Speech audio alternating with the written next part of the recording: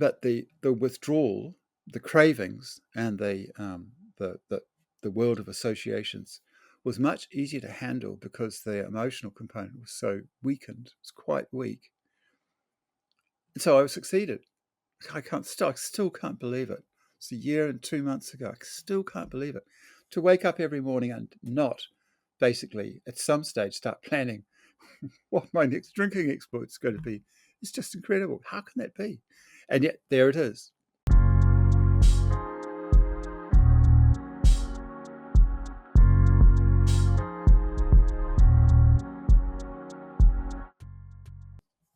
Good morning, Tim. Good morning, Robin. How nice to see you. Nice to see you too. I've been looking forward to this chat, so here we are. Um, Tim Stevenson is one of Yuan Tze's first students when Yuan Tze arrived in New Zealand 20 years ago. And you are a REN XUE Yuan Qigong teacher, student, and practitioner. And you are also, I believe, one of the only students that likes to bake bread at retreat. Is that true? I used to. I think it was a bit of an obsession. I'm not particularly proud of it, but we just have to live with what's been, don't we? We do. Well, I think it was awesome. I think it's great. So we've had a few moments to connect before this recording, and I'm excited for the conversation and see where it goes. Cool. So I'm curious, as one of Yuan Tze's first students when he arrived in New Zealand, what called you to join Yuan Tze's class? Like, what drew you in to show up to that first class? It, when I went through a phase where I was in a very unhappy state of life. I'd been through a big relationship breakup. It had made me question all my values, and all my approaches to life. And I was very lost and also very distressed.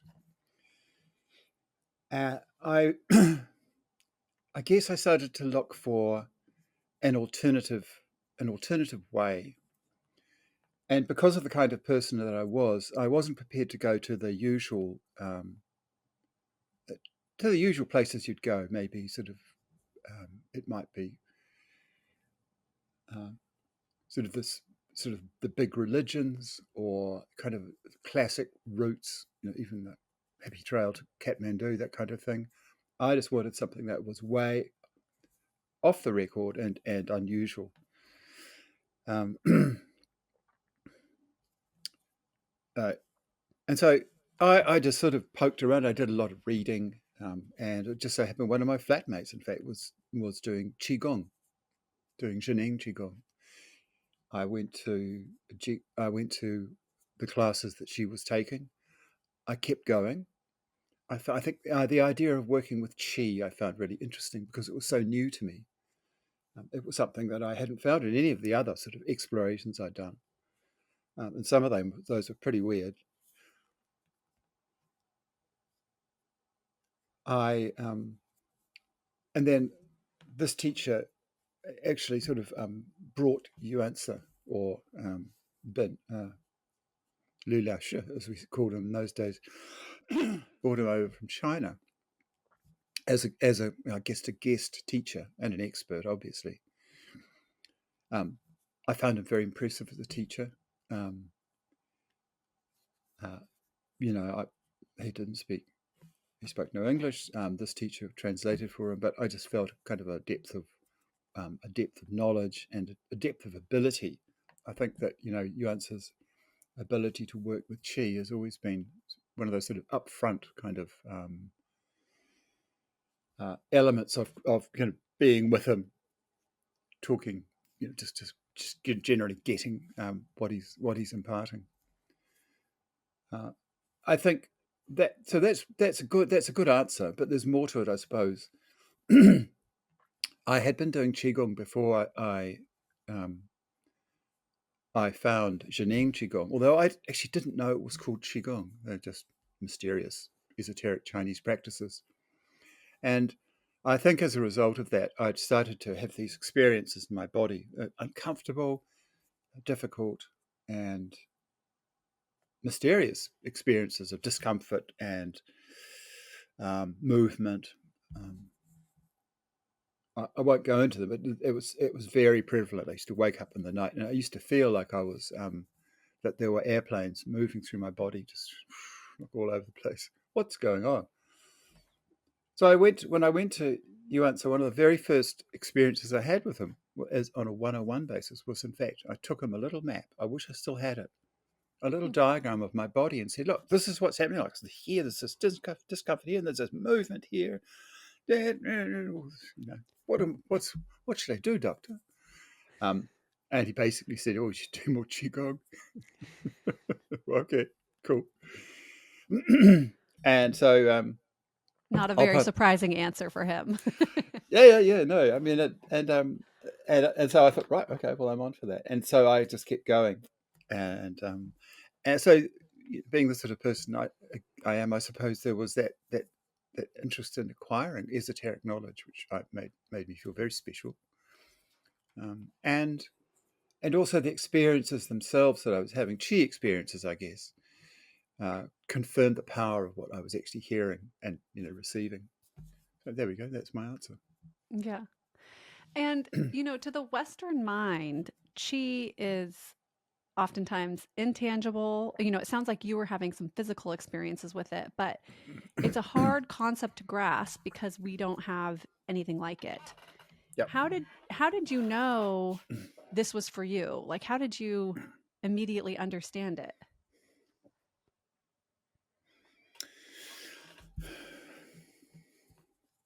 So I had the I had the information that chi was a thing and that I could experience it in certain ways. I was having physical experiences that confirmed it very much, um, and also experiences that were kind of not that were outside my usual repertoire of experience. And so there was that sense of exploration of moving into new, different areas of experience with unknown power and unknown potential. Um, so the experiences confirmed the kind of the words I was hearing, and behind it all, there was just that sense that this is something that could be really powerful and really important for my life. Hmm. Yeah. Um, when you went to the initial class, you said you were dealing with some discomfort, you were unhappy. What, uh, I guess, like, what were you hoping to achieve out of those classes? What were you wanting? I wanted a new model of life. I wanted a new approach to life. Well, actually, no, I'm going to go back on that. I was just looking. I was just looking for something different. I wanted to open a new door and find things through it that were more positive and more hopeful and more um, yeah. I wanted to find answers and just to restructure, to reformat myself or something like that. And did you feel that that worked? Like, after the first class and after the second class and after your practices, could you feel a reformatting happen or some real shifts Oh happening? no, no, no! It took a lot longer than that. But there was always enough special about the experiences of practicing and hearing Yuan Tze talk through his translator that made me think, well, this is an interesting. There's something more. There's something more here. There was an interesting shift that it's talking about. This comes back to me quite clearly. I was in a class, and I was in one of Yuan Tze's classes, and he was talking, and obviously being translated. And I think by then Melissa might have joined as a translator. If it wasn't, yeah, so it might have been Melissa. And he said something like, you know, he basically said some very simple question. It was like, are you happy? Is your life happy? Are you satisfied? And I remember thinking that first of all, it was an embarrassingly simple question, because I'm so sophisticated. Do you understand? But at the same time, it went straight through, cut through all those defenses, and I thought, well, that's a really good question, and I'd like to explore that further. But it's been a long evolutionary process with some evolutionary jumps. You know. Yeah. Yeah. Did you do the original Zhineng Qigong training before Yes, the Yuan yes, Qigong? I Okay, did. so you've been through both Yes, trainings. yes, I have. Yeah. Did you feel a big shift once we started on the Yuan Qigong versus the Zhineng Qigong?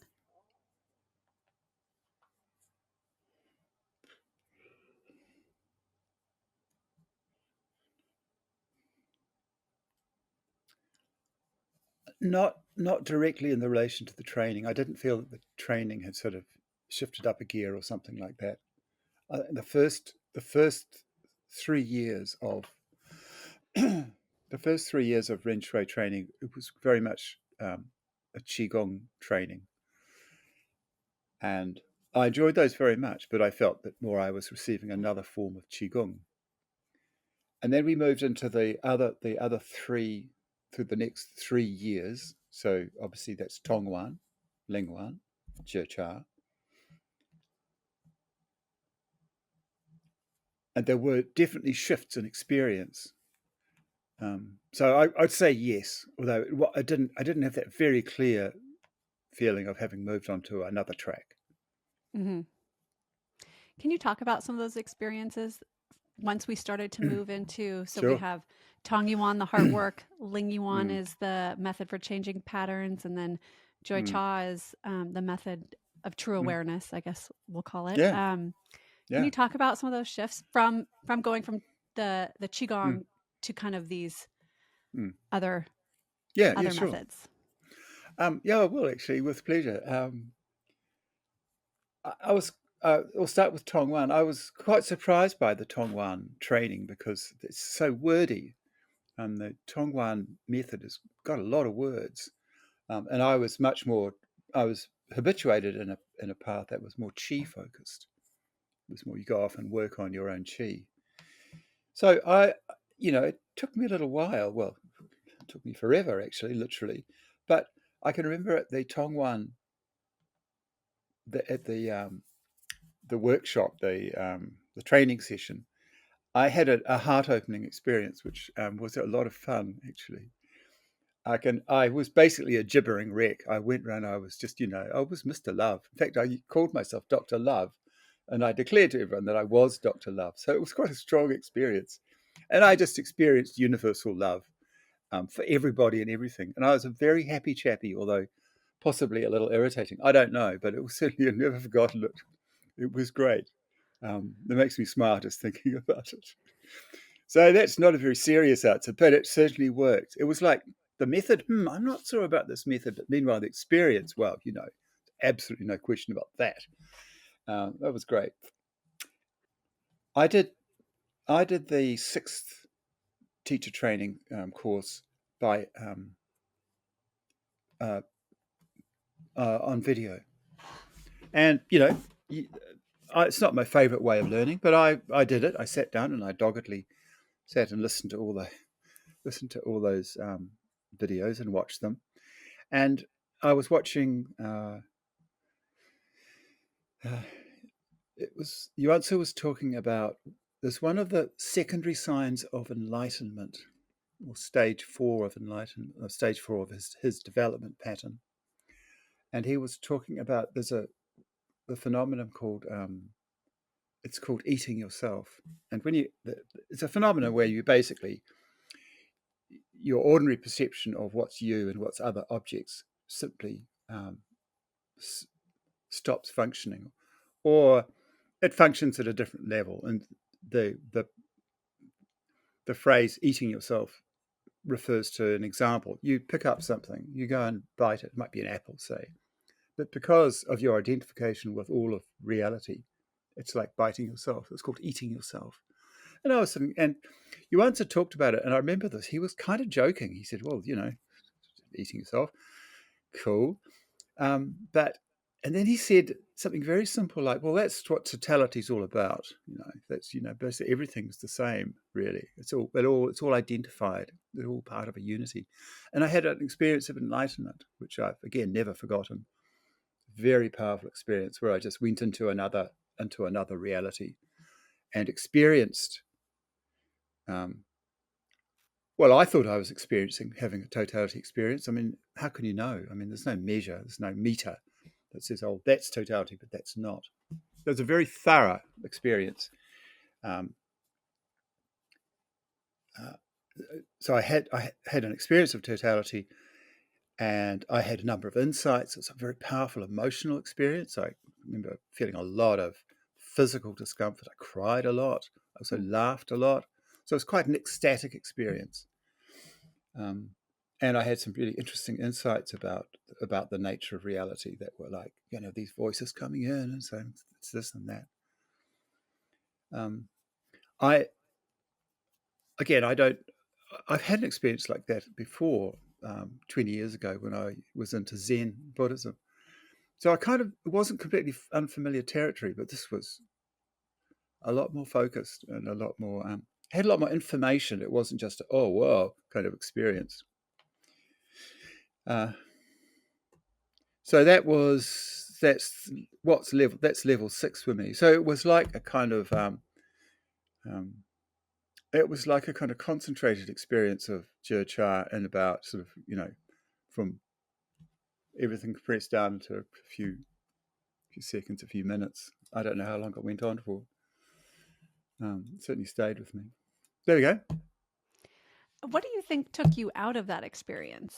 Like you talked about Mr. Love, Mm, and you have these unbelievable experiences mm, of the universal love, and then you have quite a significant experience with totality. mm. What shifts you back into the constructed reality? Well, now that's an interesting question. You know, and I only have my own answers to this. I don't know what kind of the answer by the book is.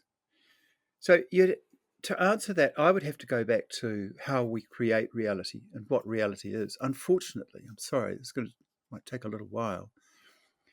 Um, if our reality, if so, my reality is a construct, and it's a construct created out of programming, which I've received all through my life from my parents, and then back probably through other lives as well. So it's pretty embedded. So everything I see, it's like a movie where or it's like an input output machine where, you get all this kind of neutral information from the world and from inside as well. Well, no, let's just say from outside. Let's just keep it simple. Mhm. And everything that you see is turned into a construct, and it's suddenly it's a world. Look, there's a computer. Oh, look, there's a box, cardboard box. Oh, sky. Um, oh, look, there's my bag. Oh, that's a bit dirty. And so not only do you get the physical reality, you also get all the kind of the information that's tagged to it. I'm sick of that. I'm sick of that printer. Never works. It's dusty too. So you get all that information. This is I'll get to the point in a moment. This is really, really deeply embedded, and it goes as deep as it can go into the sort of human makeup, the human machine. They experience these big shifts, and I could talk about another one actually that addressed this much more directly. Is like a breaking open a new kind of insight. It's like opening it's like opening a door. In the world of knowledge, it could be like getting a new program installed or something. Suddenly, you can see the world a different way. But I guess the thing is that, and once you've had that experience, once you've said, well, actually, no, it's not kind of, here's me, the subject, and there's all the objects of the world. It's like, no, we're all the same. We're at a level, we're all made of exactly the same stuff, and we're subject to exactly the same rules. Thank you very much. Um, but it's not like all that old programming is completely removed. It's not gone forever. It's just really, really weakened and it's subordinated. And as I understand the process of enlightenment, and I don't think I do, it's a process of um,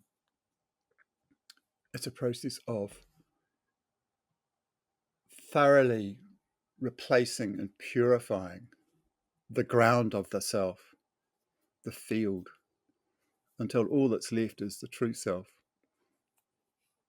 By the time you get to that stage, you're the Buddha. And then you get to stay on the world and help others, or you just transcend and go somewhere else. Um, so we're none of us there, and it's something to look forward to, but don't, you know, Don't get if, attached.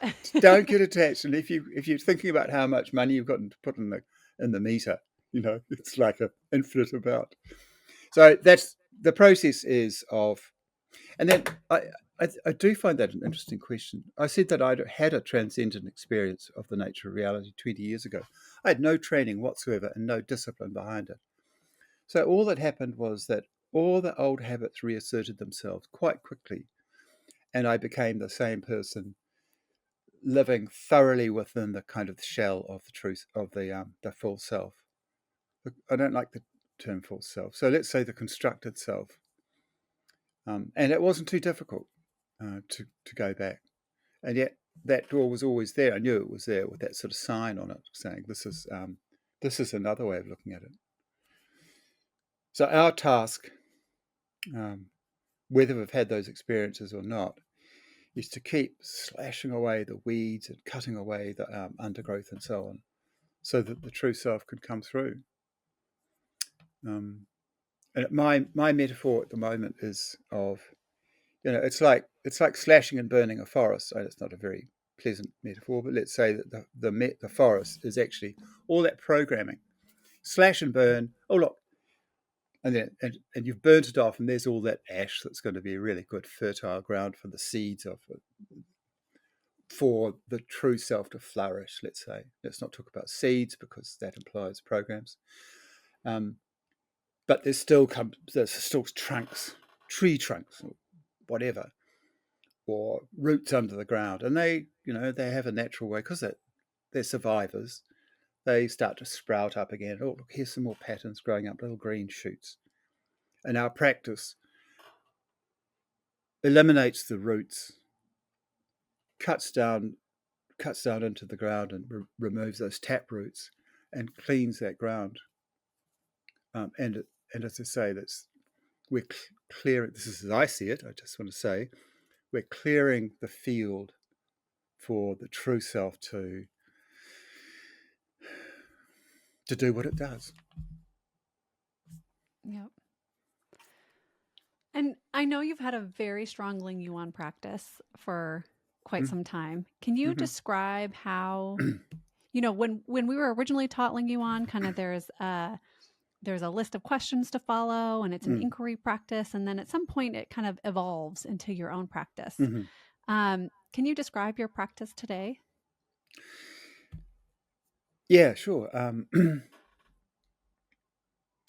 I will describe it, but I need, as a disclaimer, I need to say that it's got to the point where I wouldn't even. It's very heavily modified Ling Yuan, barely recognizable from what came out of the box. And I certainly don't recommend that anyone else does it. It's just what I do, and there are reasons for it. But so my practice is to I do this every day. I'm still doing it. Is to get into a good state. I'm sitting quietly, and then I come into the body, and I basically connect with sensations. I connect with sensations that I know have a certain weight and significance. Sit with them in a consciously very loving and accepting way, and I invite them to join the family, to integrate with the true self. To make it even more complicated,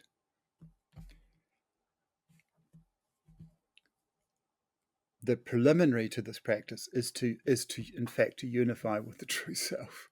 Mm-hmm. So I told you it wasn't simple, and certainly not orthodox. So you could say that the order of events is I'd simply open to the true self, and because I've had all of these many experiences, that's just something that I do.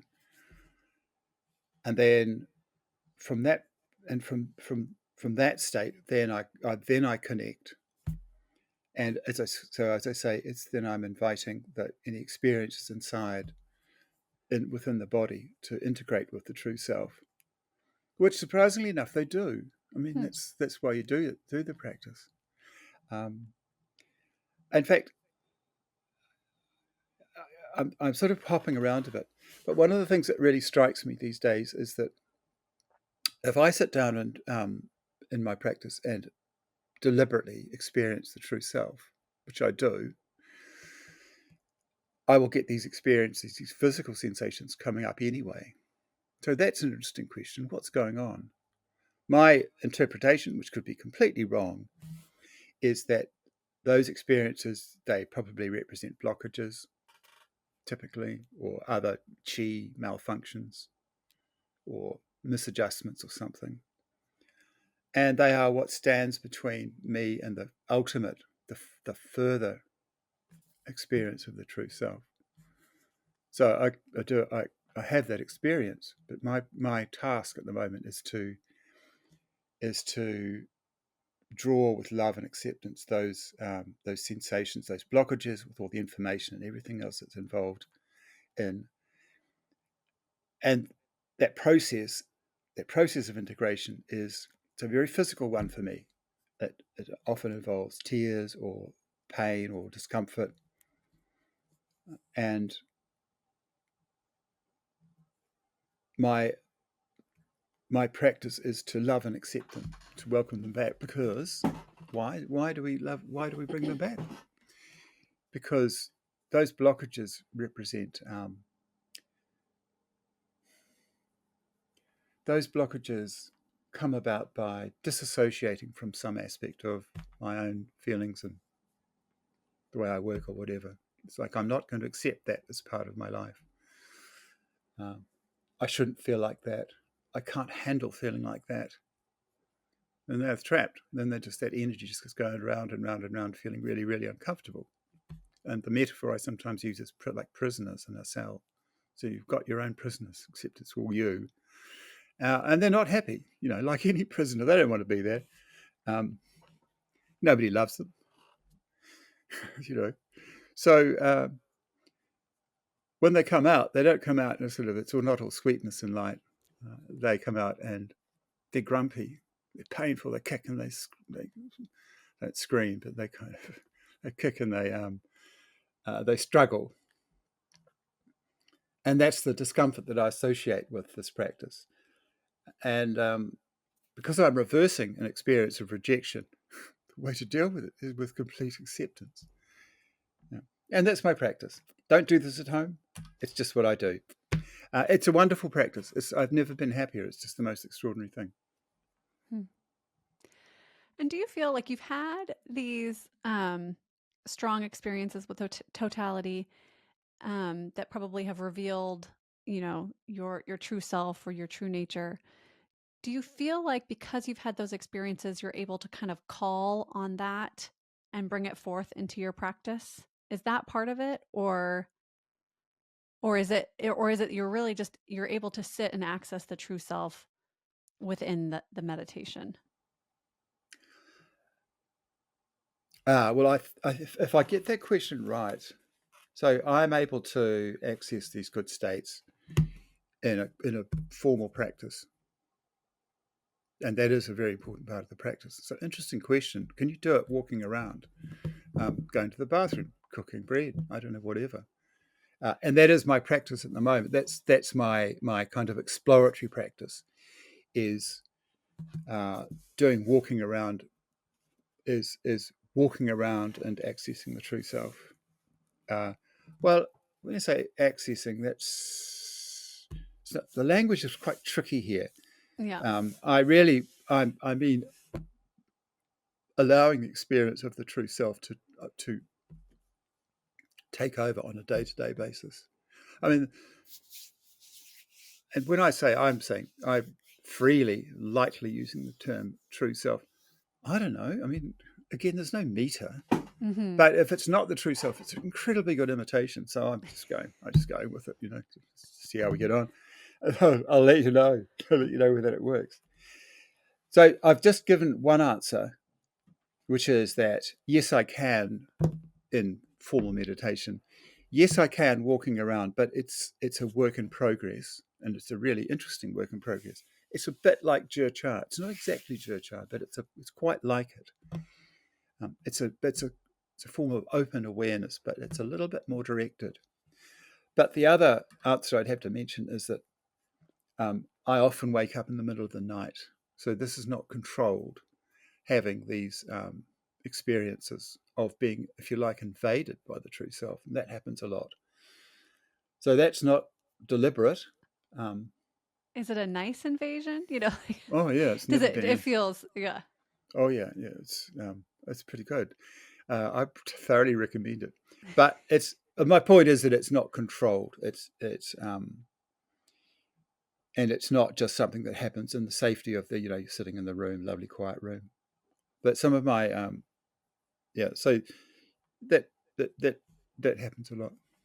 Hmm. And you practice every day consistently? Yes, so yes, I practice a lot. Uh, I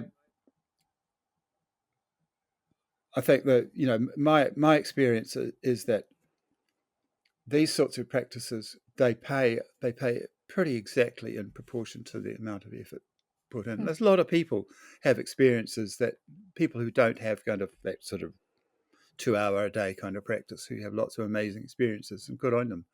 But um, I've got to the point where I don't really want to do anything else except that and write. I mean, that's all I want to do. So it's not like difficult to say, oh God, another 4 hours to go or whatever. It's like, why can't I do more practice? Like this morning, I had to I had to stop early because I was doing this interview. I said, oh bugger.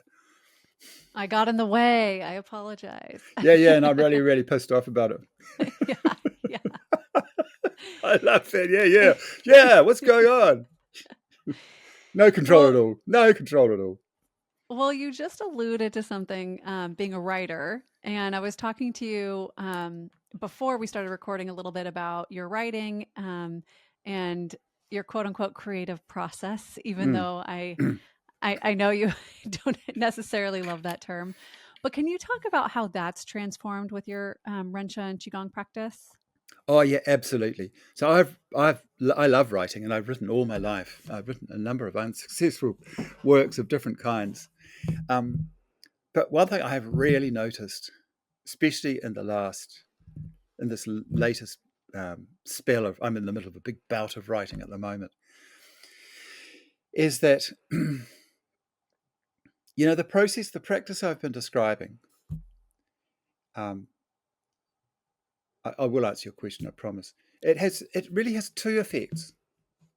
So one is that it corrects settings. So I think that if I think that my reaction to this situation is absolutely normal and objective. Well, I'm learning through my practice that that's not true. That it is really just a construct.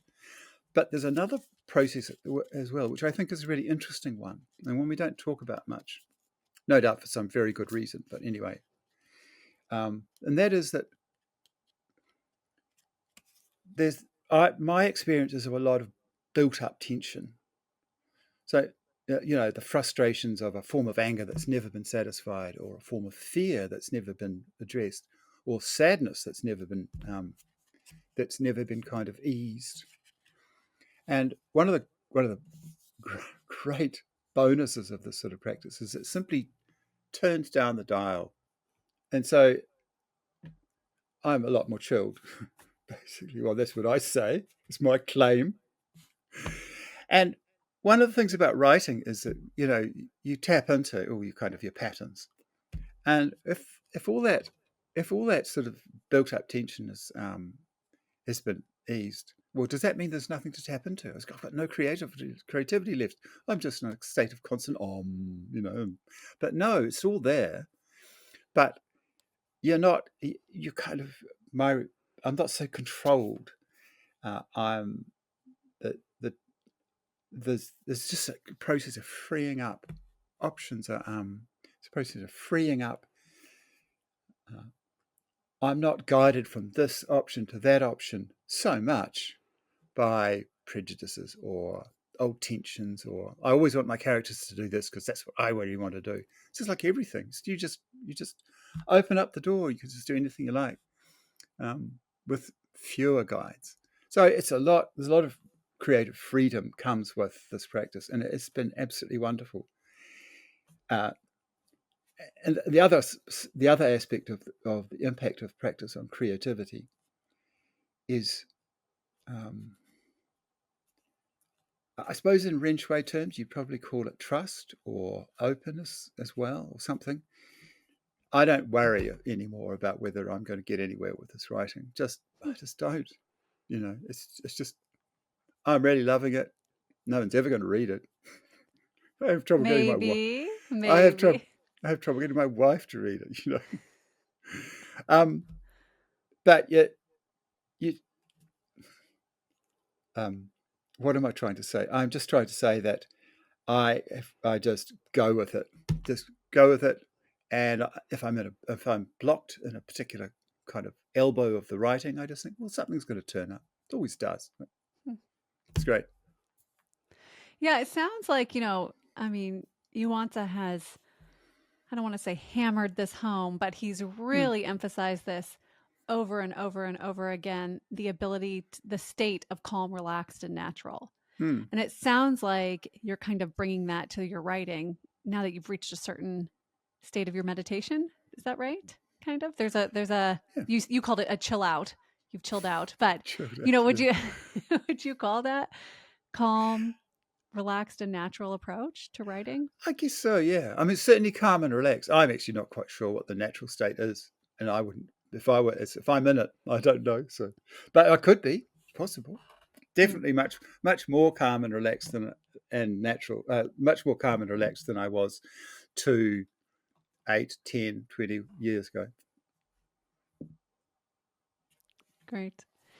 Um, I wanted to turn our attention to something that you've recently opened up about within the Ren XUE community, Uh-huh. and it's about how you've used Ren XUE to, well, I guess, heal your addiction to alcohol.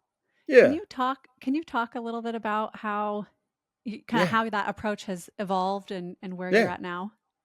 With pleasure. Um, so I've been a heavy drinker all my life. Well, let's say last 20 years at least, probably maybe 30. I don't know, on and off, but mostly on. Um, and I'm speaking flippantly, I guess, but it's a sad thing, when you think of all that, when I think of all that lost potential. But there we go. That's where I was at. And one of the surprises, so it has been a deeply integral part of my life, as as a pattern of my day to day life. It's been as important as eating, Mm. drinking, going to work, whatever. Just completely integrated. I tried to stop many times, but never succeeded. Uh, you haven't asked, but do I know why I managed to make all this progress while being a really heavy drinker? I haven't a clue.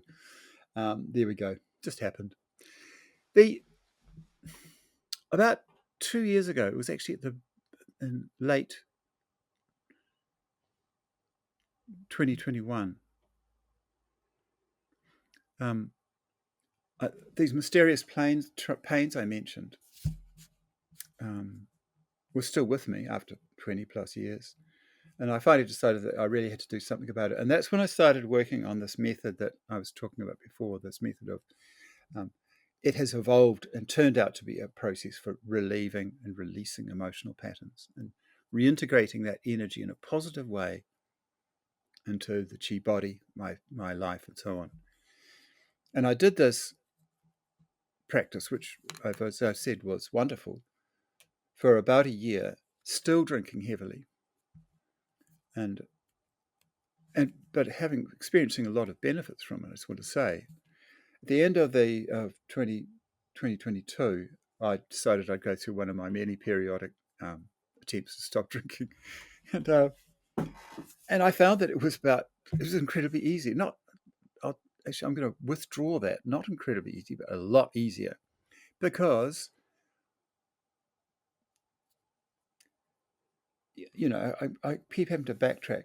With addiction, as I see it, this is just my take, there are different components. There's the physical withdrawal, the physical component of craving, including withdrawal symptoms, which is a beast, absolute beast. Hmm. And then there's kind of the whole world of signals around you that say, time. There's signals of people, time, place, time of year, that say, drink now, don't drink now. Those also really strong. It's sort of a social. It's like a big map. So sort of, you are here, not drinking yet, or drinking soon. That's really important. And then there's also that big emotional component, and that's all the things that make people drink to ease the pain. People drink to have fun, but they also drink or go for any um, addictive thing for the pleasure, but also to relieve the absence of pleasure, the discomfort that's associated with absence of pleasure. I'm not expressing it very well, but it's very widely acknowledged as a really important component of any addiction. I drink to ease the pain. I do whatever. There's so many addictions.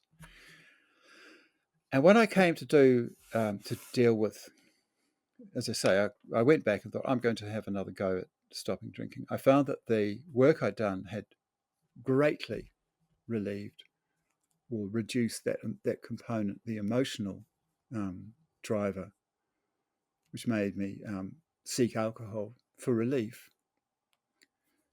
So I still had the three elements to deal with. It's probably more, but I'm just going to say the three. The withdrawal, the cravings, and the world of associations was much easier to handle because the emotional component was so weakened. It's quite weak. And so I succeeded. I still can't believe it. It's a year and 2 months ago. I still can't believe it. To wake up every morning and not basically at some stage start planning what my next drinking exploit is going to be. It's just incredible. How can that be? And yet there it is. Now, for anybody who's ever had any experience of addiction or AA or anything, you'll be interested to know that I haven't completely stopped drinking. Hmm. And as I say to this from a specialist point of view, that is of interest because Yeah. there is a school of thought which says that you must completely walk away from your substance Yeah, and never drink again. never drink again. There's a limit, there's a line and it's 0. Yeah, there is a line and it's 0. And people who say, well, actually, I've reduced drinking, but I'm fine. In AA, that's a huge red flag in AA. And I know this Mhm. because I've got friends in AA and they are just got bullshit. Don't give me that. Or they actually have a phrase. It's called stinking thinking. But I'm doing what I do. I've heavily reduced my drinking from daily to, I don't know, whatever, once, twice a month. You Congratulations, Tim. Thank you. I'm terribly proud of myself, actually. It's Um, a big deal. but as I say, for the AA adepts amongst you, you'll be saying, yeah, talk to you in 6 months and see where you're at, buddy. You say you talk a good game, but see where you go. And I look forward to seeing where I'm at 6 months. I tell you, after a year and 2 months, I feel amazing. It's just fantastic because there is that constant. Can you really feel that difference? Are you kidding? What? Are you kidding? It's like a new life. It is like having a new life. Wow. And of course, when it's integrated with the new life that's coming from my practice, it's really like having a bomb up your ass. It really is. It's just the most extraordinary thing. Um, let's say a rocket. Say a rocket up your ass rather than a bomb. You get more of a sense of direction, right? Yes, yeah.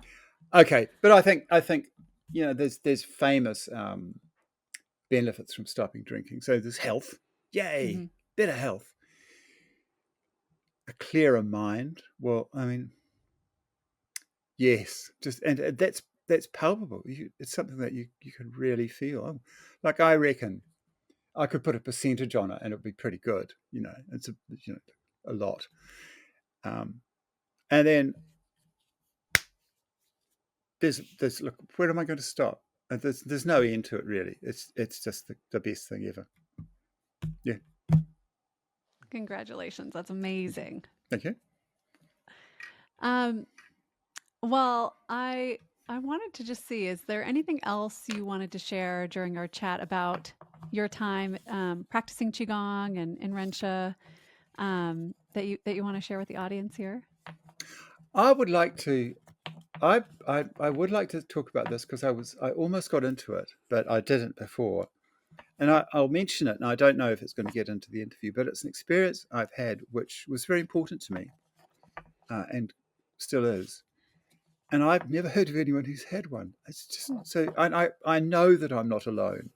I am not alone, but if anyone else has had a similar experience, just get into contact.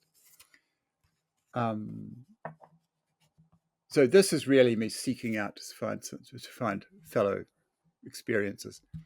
It happened when it was in 2022. It must have been about August 2022. And I woke up one night and I knew that there was something different. I looked around the room and I was looking at the room differently. God, it was amazing. And I just thought, what's going on? Maybe this is some drink-induced hallucination. It's like, whoa, this is so different. I looked at the wall and it wasn't like the wall I was used to seeing. And I remember there was a slight light on in one of the closets. And I thought, what's going on? That's not right. I mean, I'm lying in bed. My wife's next door to me. I know where I am, but I'm not receiving on the same wavelength. Hmm. And it turned into an experience I explored this experience because I've done enough practice to know that these weird things can be interesting rather than simply just a cause for alarm. Um, and it became an experience it became a sort of microsecond by microsecond experience of experiencing the raw stuff of life. Let's say that everything around us that we experience is made of some neutral substance like silicone or something. And then it comes as, like I was talking about before, it comes into our programming or programmed machine, and we turn it into that's the closet, and the closet is this is what happens in a closet. Um, and these are the things I need to do to the closet to make it better, and all those judgments and discriminations and categories.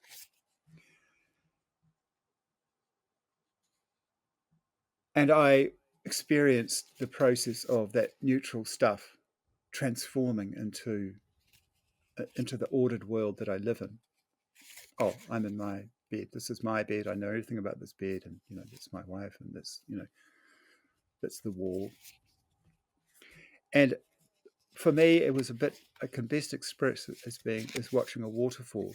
You have a waterfall. There's a river. It's coming along over the lip, and then,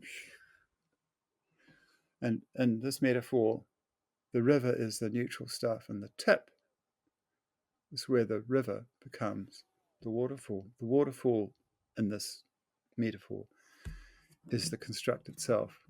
And the tipping point was what I was observing. Hmm. Pretty amazing. I can't, and I've never been able to look at the world the same since. Wow. So I'm construct everything. It's a construct. That we talked about walking around practice. That's one of the things I do is look at the world as that neutral reality coming in and being converted by this beautiful, sophisticated machine that we've got, being converted into it's a world. Hey, I live in Mornington. This is my computer. That's when I share with my wife. That's Fraser's microphone, and with all the associations.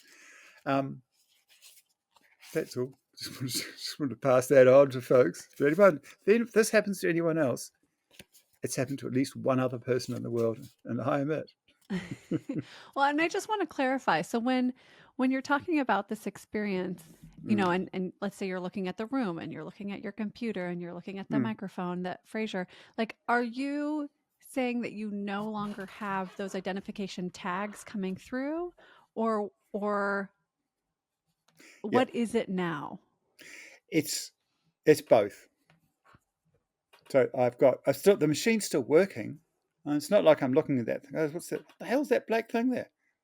Like I know that, but I can also, if I lift up a bit, I can I can see that. I can see it. I can see it. The wheels turning. Now it's a really You interesting can way of see, so you can see your mind yeah starting to identify the things yeah and turning them into what you believe them to be. yeah. That's right. Yeah, and which is interesting enough in itself. Yes. But if you can do that, in my experience, there's a kind of a field beyond the constructed world, which also starts to you can sort of see out of the corner of your eye, so to speak. And I call that the Tao, but I could be wrong. But it's certainly a beautiful place. Gosh, I sound like some old hippie, don't I? There you go. Hey, man. Okay, that's it. Thanks, Robin. I'm done. Okay. Well, thank you, Tim. It's always so fun and refreshing to catch up with you and learn about all the things you're up to, and also just, it's inspiring to hear what a dedicated practitioner you are because it inspires me. Good on you. Yeah. Practice, Thank practice. you. Yuan Tze says this. Yuan Tze says this. Practice, practice, practice. He does. Because he's He right. does. Yeah. Cool. Well, you're the poster child, I guess, for that. Oh, and more. Yeah. Thanks very much. Sorry, Yeah. I can't resist. All right. Okay. Wonderful to see you. Thanks so much, Tim.